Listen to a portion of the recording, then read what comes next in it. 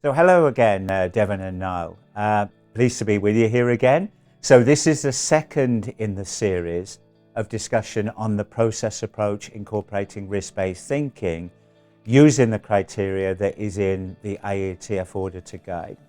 And today we're going to be exploring the part of the Auditor Guide that states, question the process objectives and targets with focus on where targets are not being met, what action is being taken, what is having the greatest potential impact on the customer.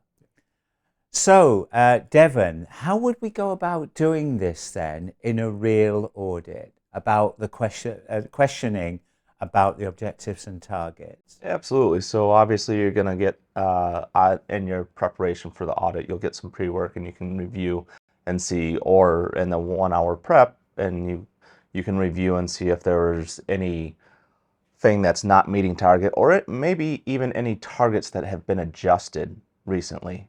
And once you identify those, you're going to follow that process approach to make sure you ask the process owner why these are being adjusted and what is being implemented to improve this.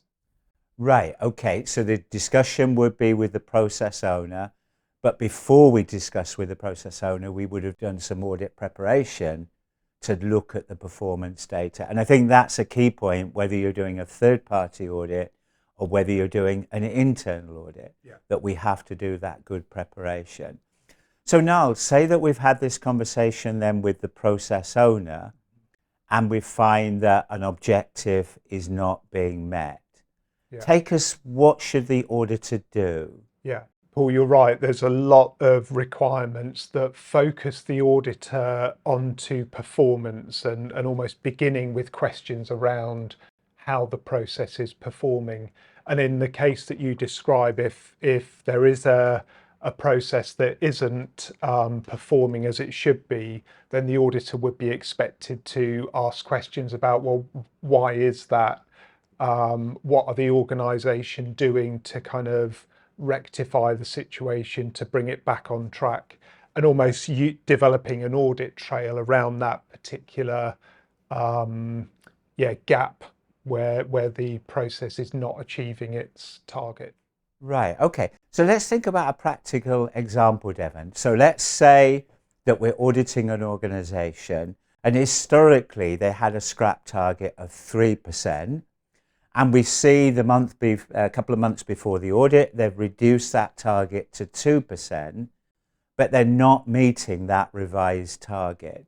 How should we follow that as an auditor then? Should that be in the office? Should it be on the shop floor? Should it be a mixture? So you can do it as a mixture. Obviously, depending on where the process owner resides is the first start, but you're going to want to follow that all the way down to what's actually going on the shop floor and understand what's causing that, what's the driver behind the change in the scrap, and then make sure that the person operating the machine is aware and is able to describe and aligns with what the process owner has told you.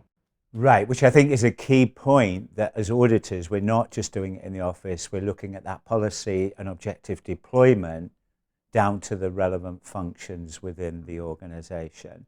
And now again, so in this case that you're seeing, if we find that this target is not being met, what would be some of the audit questions that maybe an auditor could ask? And again, there's a number of avenues that the auditor could go down, but who even knows whether the target is being achieved or not? So let's say how alive are the performance measures? Are they reviewed regularly? Are actions assigned where targets are not being achieved? But some of those basic kind of, why has the target not been achieved? What actions are in place to bring the process back on track? And again, following through on that. So where the auditee is explaining, well, the target hasn't been achieved because of X, Y, and Z, then the auditor would sort of probe that in a bit more detail and try and understand by challenging and looking at the process itself, and maybe moving away from the process owner, but actually going and looking and seeing for themselves. Devin, just one final question then about the integrity of the data. Let's take scrap as an example. Should an auditor challenge how the information is actually collected and analysed? Should they challenge?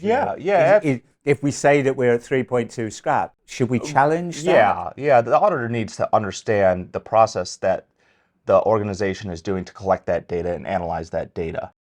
It's up to the organization to define that, but the auditor needs to understand and challenge that. Yeah, because I think there is the case, certainly in some of the audits I've done historically, where you look around and you see all this scrap and you see they're at 0.1% and you think, hang on, there's something wrong here. Yeah. So I think we do need to encourage auditors Yeah. to challenge the collection of the data, the analysis of the data, and then the key thing, I guess, is the improvement plans. Yeah.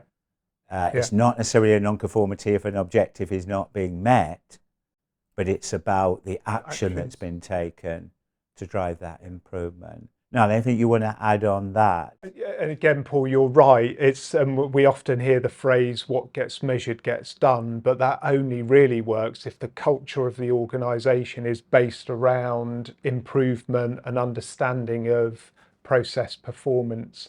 And that, as you say, it is across the organisation. Management are looking at the data and again, challenging and asking questions and really kind of using it to improve the organisation. And if organisations use data in that way, then they will improve. It's as simple as that almost. And next week, we will be exploring a practical approach to auditing this policy deployment and deployment of the objectives and targets from the process owner down into the relevant process.